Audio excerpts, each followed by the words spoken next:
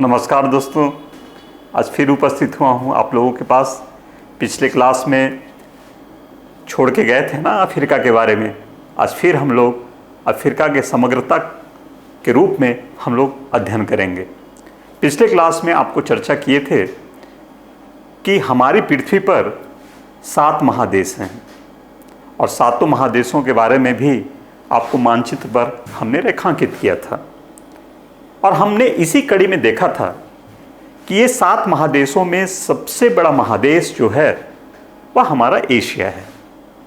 लगभग पूरे विश्व के स्थल भाग का 29% भाग एशिया अकेले घेरे हुए है और 59% पॉपुलेशन एशिया में पाई जाती है।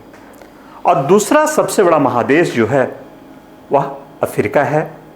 लगभग 20% भौगोलिक क्षेत्रफल अफ्रीका महादेश में आता है तथा लगभग 16% जनसंख्या अफ्रीका महादेश अकेले समेटे हुए है। अफ्रीका महादेशों को जो अलग करने का जो है कि महादेश जो है उसे अलग जो कर रहा है वो बेसिकली वो समुद्री वातावरण या कोई ऐसा सीमांत प्रदेश जो होता है वो एक भूखंड को दूसरे भूखंड से अलग करता है। जैसे हमने पिछले क्लास में बताया था कि यह जो क्षेत्र है यह क्षेत्र है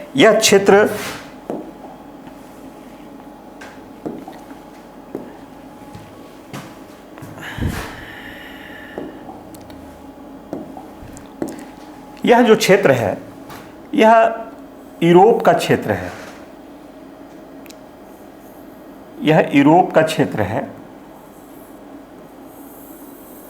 यह यूरोप का क्षेत्र है, लेकिन यूरोप और ये हमारा एशिया का क्षेत्र है। यहाँ से लेकर के ये जो पोर्शन है पपुआ न्यू गिनी होते हुए ये जो बेरिंग जल सी से होते हुए ये एशिया का क्षेत्र है। तो ये पार्ट जो है वह एशिया है और यह पार्ट जो है वह यूरोप है। लेकिन संयुक्त तौर पर यूरोप और एशिया को एक नाम दिया गया है यूरेशिया।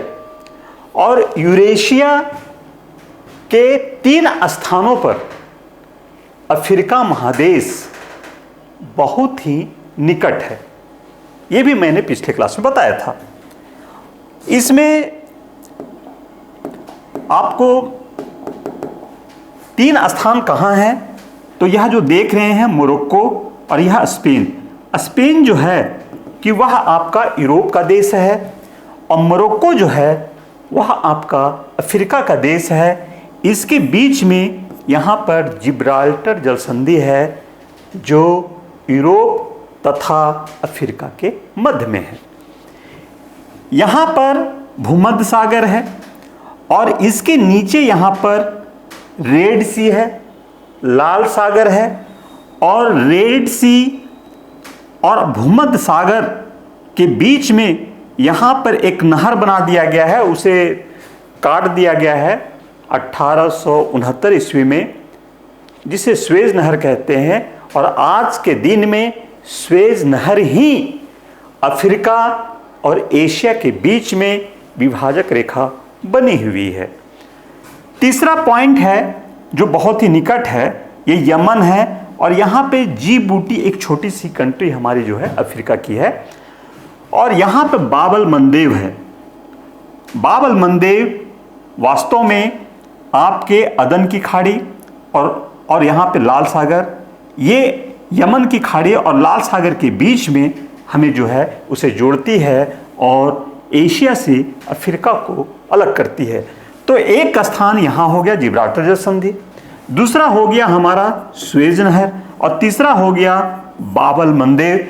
ये 3 स्थानों पर हमारा जो है कि अफ्रीका यूरेशिया के बहुत ही निकट है। अफ्रीका महादेश की जब हम बात करते हैं तो अफ्रीका महादेश एक ऐसा महादेश है जिसकी जो भूखंड है वह बहुत ही प्राचीन है। जैसे आप लोग को ज्योग्राफी में जानते होंगे, जब शुरुआत में पृथ्वी का जब निर्माण हुआ था तो उस समय सिर्फ एक महाद्वीप था और उस महाद्वीप का नाम था पेंजिया। और एक महासागर था जिसका नाम था पैंथालासा। तो पेंजिया में दरार उत्पन्न हुई, और पेंजिया में जब दरार उत्पन्न हुई तो ये पेंजिया हमारा जो है कि दो खंडों में बट गया। उत्तर की तरफ जो चला गया वो हो गया आपका अंगारा लैंड, और जो दक्षिण की तरफ जो रहा वह हुआ गोंडवाना लैंड, और बीच में एक सागर का विकास हुआ जिसे टेथी सागर के नाम से भूगोल में जाना जाता है। और उसी टेथी सागर का अवशेष के तौर पर आज हम मेडिटेरियन सी या भूमध्य सागर को हम लोग देखते हैं। अब ये देखिए, ये जो हमारा अफ्रीका है, अफ्रीका में हम एक एक करके इनकी विशेषताओं के बारे में हम लोग बात करेंगे।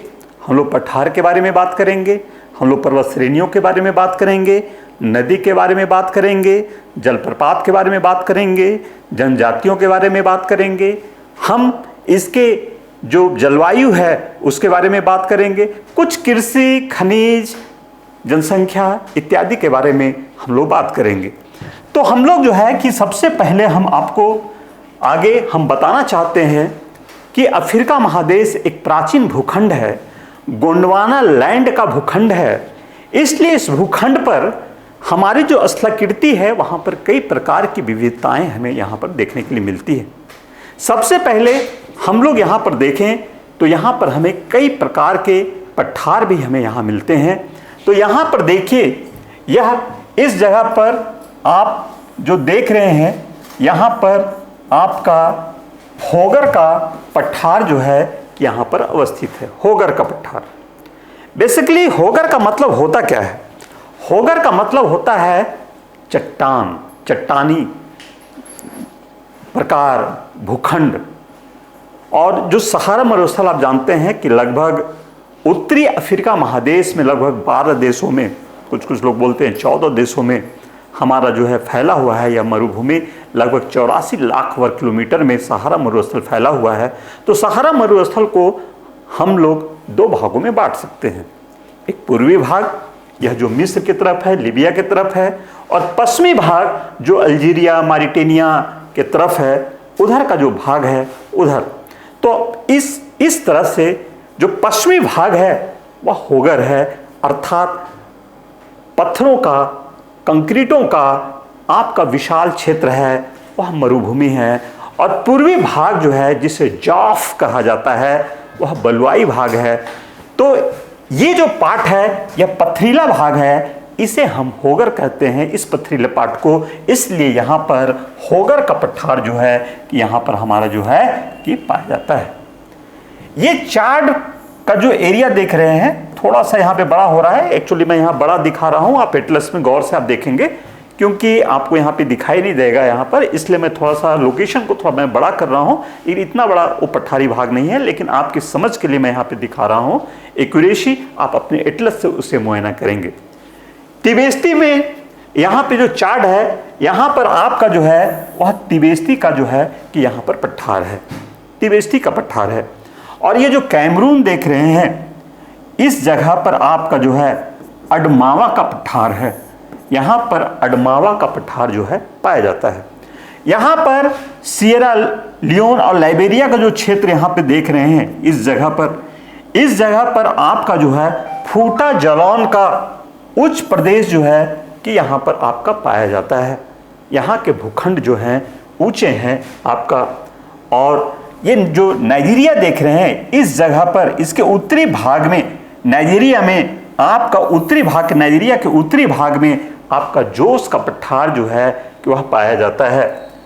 इसी तरह आपका इथोपिया हाईलैंड, ये जो इथोपिया देख रहे हैं, इस पार्ट को अगर आप देखें, आप इस क्षेत्र में देख रहे होंगे, आप एटलस में देखेंगे, ये इथोपिया का जो हाईलैंड है, ये पार्ट जो है वह उठा हुआ पार्ट है। अगर अफ्रीका को गौर से अगर आप स्थलाकृति के तौर पर देखेंगे तो ये पार्ट उठा हुआ है, और इधर आपका जो है कि ढलान की तरह जो है वह आपका दिखाई देता है।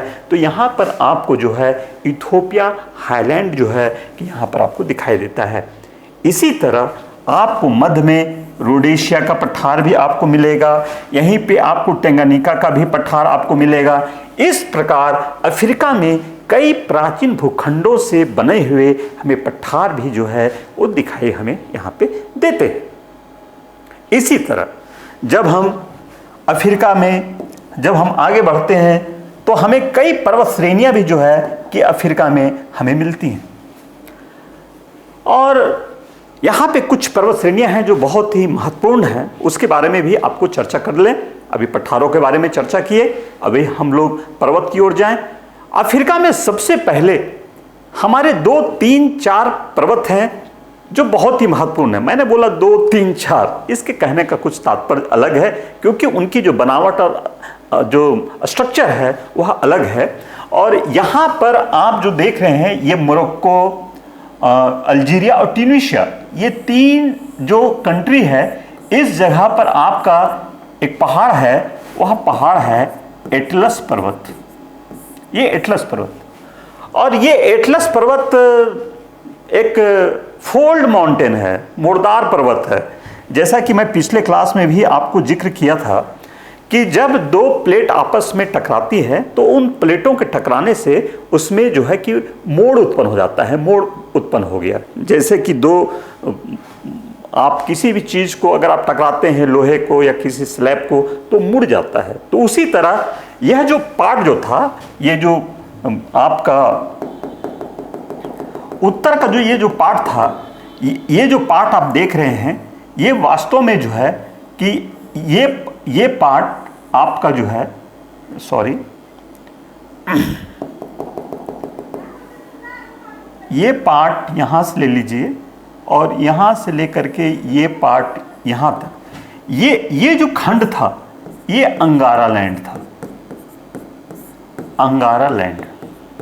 और ये पार्ट जो दक्षिण में जितना दिखाई दे रहा है, ये गोंडवाना लैंड। तो ये दोनों के बीच में ये जो पार्ट है, ये टेथी सागर, टेथी सागर। और ये टेथी सागर सिर्फ यहीं तक नहीं था, ये पूरा जो पोर्शन जो आप जो देख रहे हैं, ये पूरा पोर्शन जो हम आपको यहां पे ड्रॉ कर रहे हैं, ये पूरा पोर्शन जो है ये टेथी सागर था। ये येलो आपको मैं यहां पे ड्रॉ कर रहा हूं।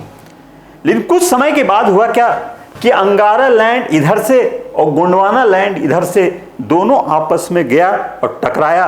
परिणामतः यहां से, इस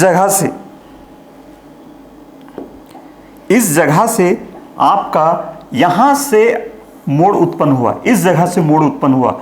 और यहां से लेके स्पेन से लेकर ये पूरा जो है दक्षिणी यूरोप लेकर के, और काके का श्रेणी, कैस्पियन सी और ब्लैक सी के बीच में ये काके के श्रेणी से लेकर के ईरान के ऊपरी हिस्से से लेकर के, और ये पामीर के गांठ, और ये हिमालय पर्वत, और ये पूर्वोत्तर भारत और अंडमान निकोबार तक का जो पोर्शन जो देख रहे हैं, ये पूरा जो है वह आपका फोल्ड माउंटेन है। और उसी फोल्ड माउंटेन का एक हिस्सा आपका जो है वह एटलस पर्वत है।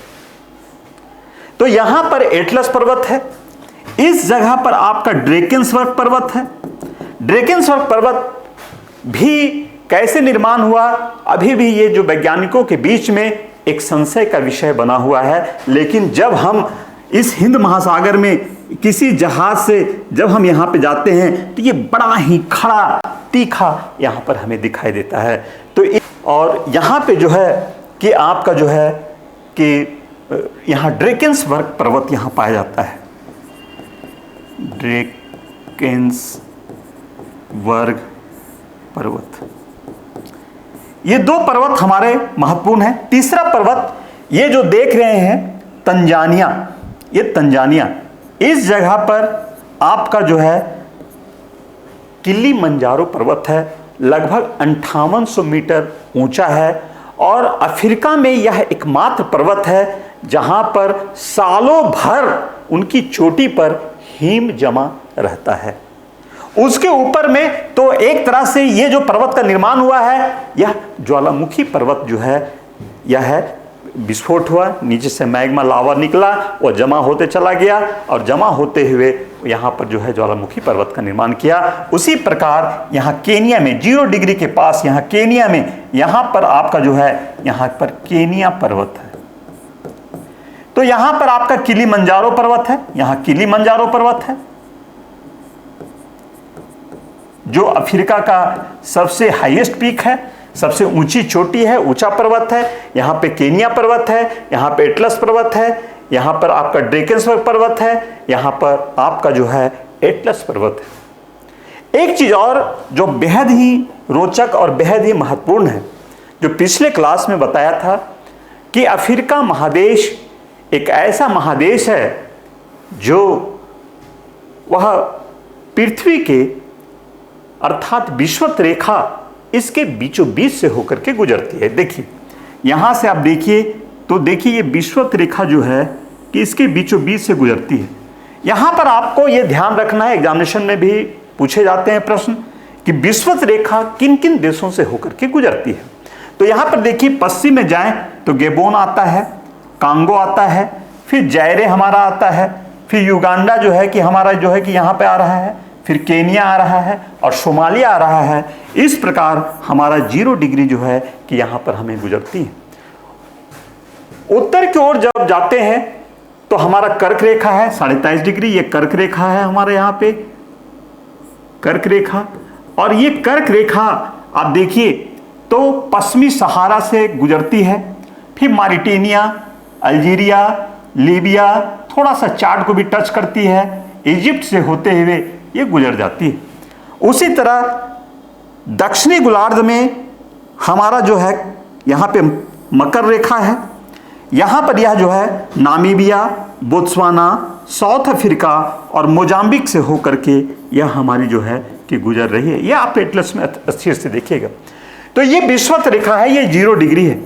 और ये 0 डिग्री होने के कारण आप जब जानते हैं पृथ्वी की स्ट्रक्चर और स्थलाकृति के बारे में अगर आप जान रहे होंगे तो आप जानते हैं कि जब उत्तरी गोलार्ध में, इस पृथ्वी के उत्तरी गोलार्ध में, ये उत्तरी गोलार्ध हुआ, ये दक्षिण गोलार्ध हुआ, जब यहाँ गर्मी होती है पृथ्वी के झुकाव के कारण तो यहाँ पे ठंड होती है।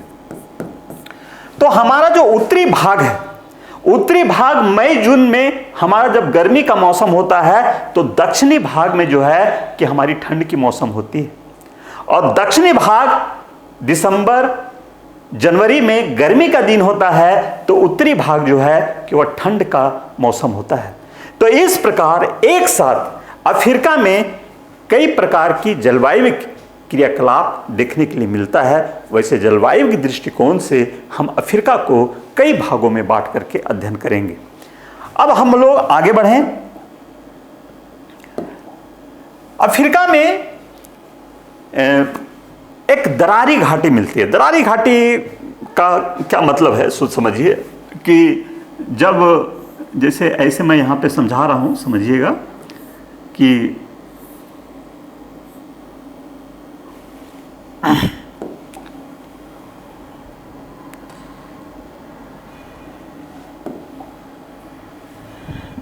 यहाँ पे मैं इरेज कर दूं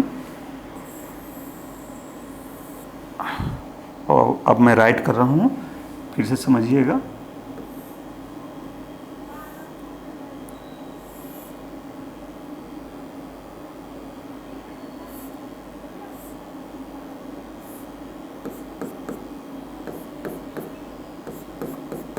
जब किसी भूखंड का बीच का भाग किसी कारण से धंस जाता है, कोई भी भूखंड है और बीच का भाग किसी कारण से उसमें धंस गया, उसमें जो ताकतें लग रही हैं, पृथ्वी में जो बल लग रहा है, किसी प्रकार से भी बल लगे और बीच का भाग धंस जाए और उसकी पार्श्व, ये हुआ उसका पार्श्व, किनारे का भाग यथावत रहे, तो उसे रिफ्ट वैली या दरारी घाटी कहते हैं। और अफ्रीका में जो पूर्वी भाग, जो अफ्रीका का जो देख रहे हैं, ये पूर्वी भाग हमने यहाँ पे निकाला है। इस पूर्वी अफ्रीका में इसी प्रकार की क्रियाएं घटित हो रही हैं। हो सकता है कि कुछ समय के बाद यह भूखंड, ये जो देख रहे हैं, यह अलग हो जाए और अफ्रीका से टूट जाए। लेकिन आज अफ्रीका की ये महान भूभ्रंश घाटी जो है, ये मलावी झील, यहाँ पे मलावी झील से देख करके अल्बर्ट झील, और यहाँ पर आपके टंगानिका झील, रुडॉल्फ झील, कई हैं, अल्बर्ट झील, टंगानिका झील, न्यासा या मलावी झील जो अफ्रीका की सबसे गहरी झील है, ये कुछ झीलें हैं। और यहाँ से ये होते हुए, ये जो है ये रेड सी से होते हुए ये डेड सी है, यहाँ तक ये जो चला गया है, ये एक दरारी घाटी है। और इन दरारी घाटियों में लगभग 25 झीलें अफ्रीका में विकसित हुई हैं। बड़ा ही रोचक है, और हो सकता है बहुत लंबे समय के बाद ये झील धीरे धीरे यहाँ पे समुद्र का प्रवेश हो जाएगा, और यह भूखंड जो सोमालिया का पूर्वी भाग देख रहे हैं, वह अफ्रीका से चटक सकता है। लेकिन यहाँ पर एक बड़ा ही आश्चर्य की बात है, पूरे अफ्रीका का सबसे बड़ा जो झील है, वह झील है विक्टोरिया झील। और ये जो विक्टोरिया झील जो देख रहे हैं, ये देखिए विक्टोरिया झील लगभग, मैं लगभग एक्यूरेसी नहीं बोल रहा, लगभग 69,000 स्क्वायर किलोमीटर जो है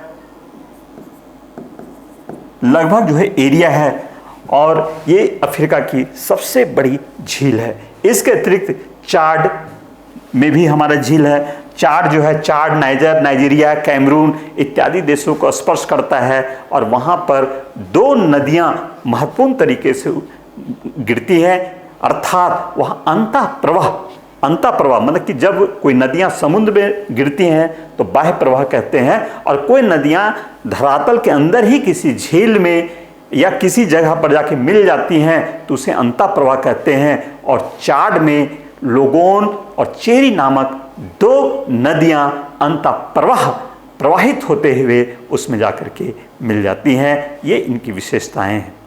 और जब नदी की बात हो ही गई तो हम अफ्रीका के कुछ अन्य नदियों के बारे में भी आपसे हम लोग जिक्र करेंगे। देखिए, अफ्रीका में कई महत्वपूर्ण नदियां बहती हैं। सबसे पहले हम लोग बात करते हैं नील नदी। आप नाम सुने होंगे नील नदी की। नील नदी दुनिया की सबसे लंबी नदी है, 6,690 किलोमीटर, 6,690 किलोमीटर लंबी नदी है। और इस नदी का उद्गम विक्टोरिया झील से होती है। ये देखिए, ये विक्टोरिया है और ये हमारा 0 डिग्री है। और आप जानते हैं कि 0 डिग्री का जो क्षेत्र है, विषुवतीय जो प्रदेश है, वह दुनिया में काफी वर्षा का क्षेत्र होता है। यहाँ पर संवहनीय वर्षा होती है, प्रत्येक दिन वर्षा होती है, 4 बजे वर्षा होती है, इसलिए इसे रेन ऑफ 4 o'clock कहते हैं। और इस पूरे प्रदेश में काफी वर्षा होने के कारण काफी सघन वन पाए जाते हैं। और यहां पर काफी वर्षा होती है तो विक्टोरिया यहां पे झील बना। और विक्टोरिया झील जो है किसी क्रेटर के मुंह में बना है। कभी ज्वालामुखी फूटा होगा, वहां गड्ढा हो गया और उस गड्ढे में पानी वर्षात होता रहता है वहां पे विषुवतीय प्रदेश में। परिणामतः यहां से आपकी जो है श्वेत नील यहां से निकलती है। और निकलते हुए ये देखिए, ये श्वेत नील यहां से निकल रही है और ये सूडान वगैरह से होते हुए ये जो है आगे बढ़ रही है और इजिप्ट में ये बहती है। और ये आपका अबसिनिया का पठार है। इधर से आपको ब्लू नील जो है निकलती है। और ये ब्लू नील जो है, ये देखिए श्वेत नील और ये ब्लू नील, और ये सूडान का खार्तूम, ये जगह जो है खार्तूम, यहाँ पर जाकर के दोनों नदियाँ मिल जाती हैं। और दोनों नदियाँ मिल करके इस पूरे मरुस्थलीय वातावरण में जो है कि वो बहती है। और ये ब्लू नील और ये श्वेत नील, ये दोनों के बीच का जो भूखंड है, इसे कहा जाता है गरीरा दोआब। गरीरा दोआब। दोआब का मतलब होता है 2 नदियों के बीच का भूखंड। और ये नील नदी का इंपॉर्टेंस है, मिस्र का वरदान है नील नदी।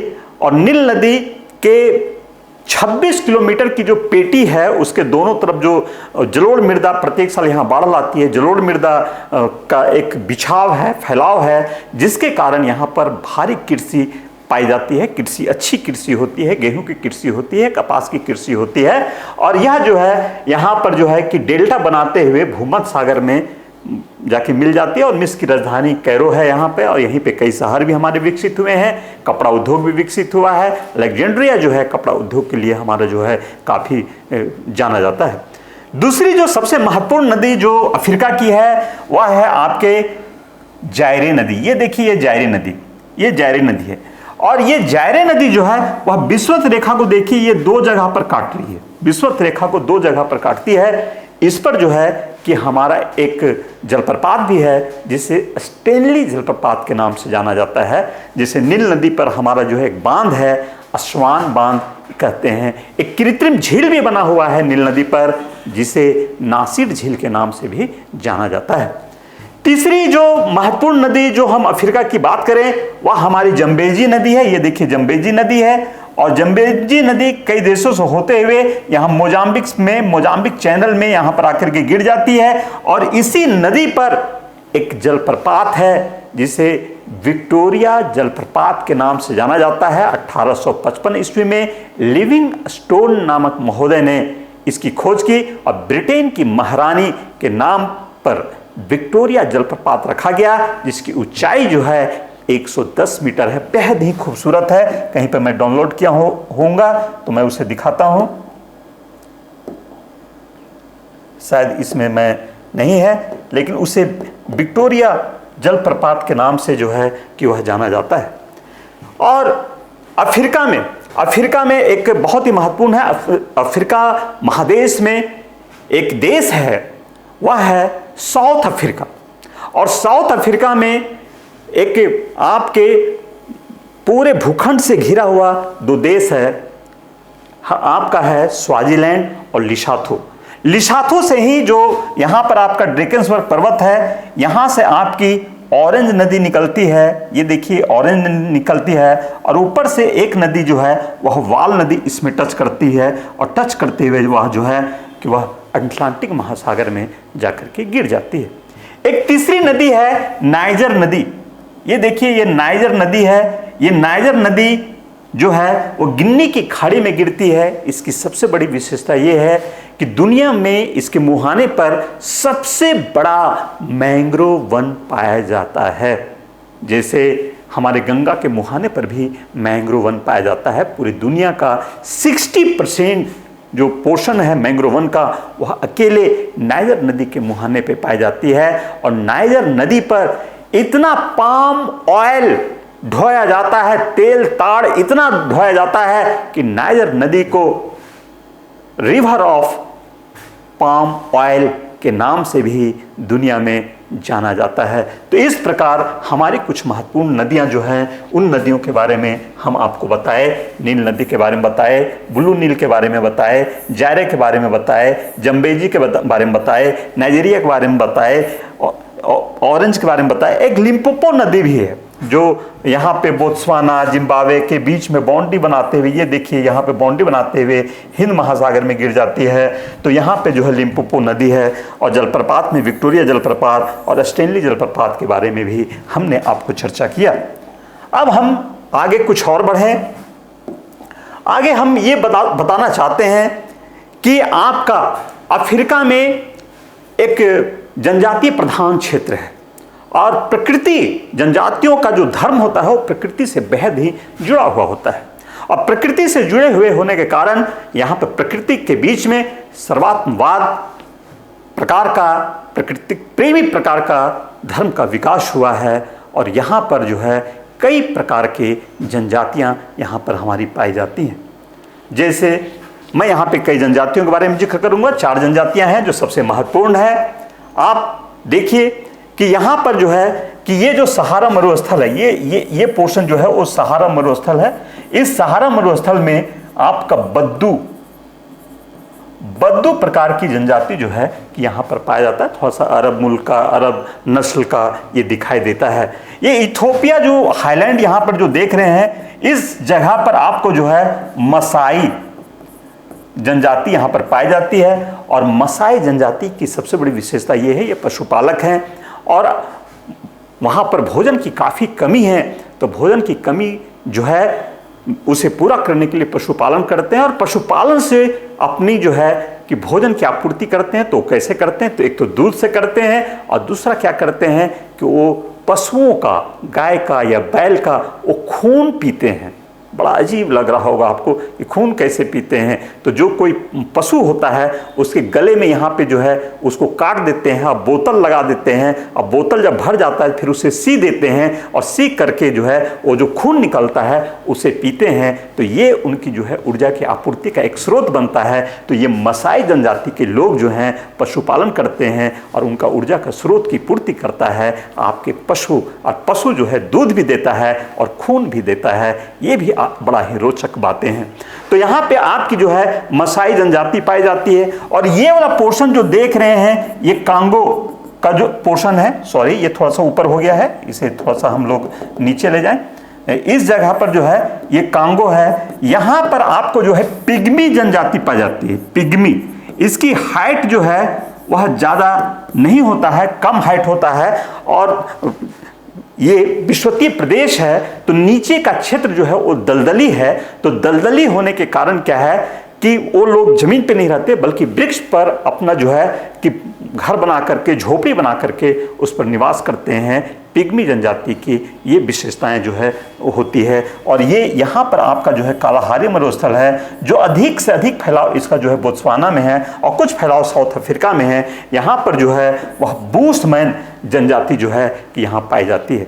ये जनजातियाँ हमारी अफ्रीका की एक महत्वपूर्ण जनजातियाँ हैं। इसके अतिरिक्त अगर आप देखें तो अफ्रीका में अन्य जनजातियां भी पाई जाती है, जैसे बर्बर है, कृषक है, तुरंग है, चरवाहा है, हौसा है, बम्बारा है, वोल्फर है, गिल्ला है, दिनका है, न्यूर है, जो दक्षिणी सूडान में जो है कि वो पाया जाता है। इसके अतिरिक्त अन्य जनजातियां हैं, ये रूबा है, इबो है, वो जो नाइजीरिया में पाया जाता है, सहनती है, घाना में पाया जाता है, गा है जो आपका जो है कि घाना में पाया जाता है, करू है जो आइवरी कोस्ट में पाया जाता है। अफ्रीका का ये वाला जो पोर्शन जो देख रहे हैं यहाँ पर आइवरी कोस्ट है, गोल्ड कोस्ट है, ग्रेन कोस्ट है। तो इस जगह पर आपको जो है कि आपको यहाँ पर पाया जाता है फोगा और बटेका जो है कि वह जनजातियां जो है कि आपको जो है कि अफ्रीका में जो है विश्वतीय प्रदेश में जो है कि वो पाई जाती है। ये जो है कि हमारी जो है विशेषताएं हैं। अभी हम अफ्रीका के बारे में बात करें, अभी मरुस्थल का भी जिक्र आया था, और कई यहाँ मरुस्थल पाए जाते हैं। उन मरुस्थलों के बारे में बता दें। सबसे बड़ा जो मरुस्थल जो अफ्रीका में पाया जाता है वह है सहारा मरुस्थल। ये इजिप्ट से लेकर अल्जीरिया से लेकर के मारिटानिया, माली, ये चाड, सूडान, ये जो पूरा पोर्शन है लगभग 84 लाख वर्ग किलोमीटर में जो है पाया जाता है, जिसका पूर्वी भाग जो है आपका जो है कि जाफ कहलाता है। जाफ पूर्वी भाग जो है वह जाफ कहलाता है, और पश्चिमी भाग जो है वह होगर कहलाता है। होगर पथरीला भाग। देखिए यहाँ पे आपके इस तस्वीर से आपको स्पष्ट हो रहा होगा कि ये जो है ये पथरीला भूभाग है, और जाफ जो है वह बलुआई भूभाग है। तो ये बलुआई भूभाग है, और ये जो है कि आपका होगर जो है वो पथरीला जो है कि वह भूभाग जो है कि हम यहाँ पे देख रहे हैं। यहाँ पर आपका जो है बोत्सवाना और अफ्रीका में आपको कालाहारी मरुस्थल पाया जाता है, और यहीं पर आपको जो है ना उड़ सकने वाली पक्षी शुतुरमुर्ग पाई जाती है। फिर यहाँ पे नामीबिया है, यहाँ नामीबिया मरुस्थल पाया जाता है। फिर नूबियन मरुस्थल पाया जाता है। कई प्रकार के मरुस्थल जो है कि अफ्रीका में जो है कि हमारे पाए जाते हैं। अगर हम लोग जलवायु दृष्टिकोण से अगर हम लोग कुछ बात करें, बहुत जल्दी में मैं खत्म करना चाहता हूं। जलवायु दृष्टिकोण से अगर हम लोग बात करें तो अफ्रीका को कई जलवायु प्रदेशों में हम लोग बांट सकते हैं। ये जो 10 डिग्री नॉर्थ है, ये 10 डिग्री नॉर्थ और 10 डिग्री साउथ, ये वाला पोर्शन यहाँ कुछ ऊंचा है तो यहाँ पे क्लाइमेट थोड़ा सा चेंज हो जाता है ये पूर्वी भाग में। लेकिन ये वाला जो भाग है ये विश्वतीय प्रदेश है, यहाँ पे काफ़ी वर्षा होती है। ये 10 डिग्री इसको ले हम, ये थोड़ा सा ये 10 डिग्री तक हम लोग इसको जो है कि इसको ले लें तो यहाँ पर ये जो पोर्शन है ये विश्वतीय प्रकार का है। और 10 डिग्री से 30 डिग्री तक का वातावरण जो है ये जो वातावरण है 15 से 30 डिग्री ये वाला वातावरण है, ऐसे कर ले तो ये हो गया हमारा विश्वतीय प्रदेश,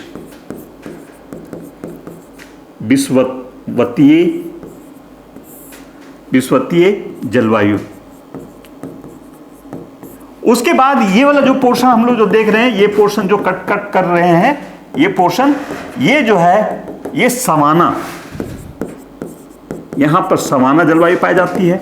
इसके ऊपर में यहां पर हम लोग डॉटेड डॉटेड थोड़ा सा देख लें, इस जगह पर, ये जगह पर, ये दोनों जगह पर, यहां पर, इस जगह पर हम लोग देख लें, तो यहां पर पाया जाता है आपको मरुस्थलीय या अर्ध मरुस्थलीय।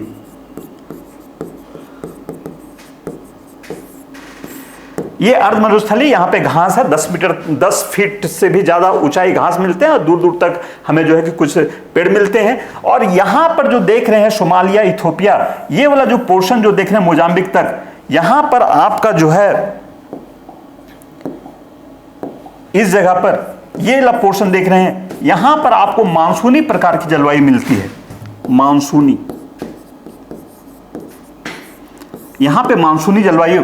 और ये जो नीचे वाला पोर्शन जो देख रहे हैं यहां पर, और ये वाला जो पोर्शन जो देख रहे हैं जो भूमध्य सागर से लगा हुआ है, इससे भूमध्य सागरीय प्रकार की जलवायु यहां पर प्राप्त होती है।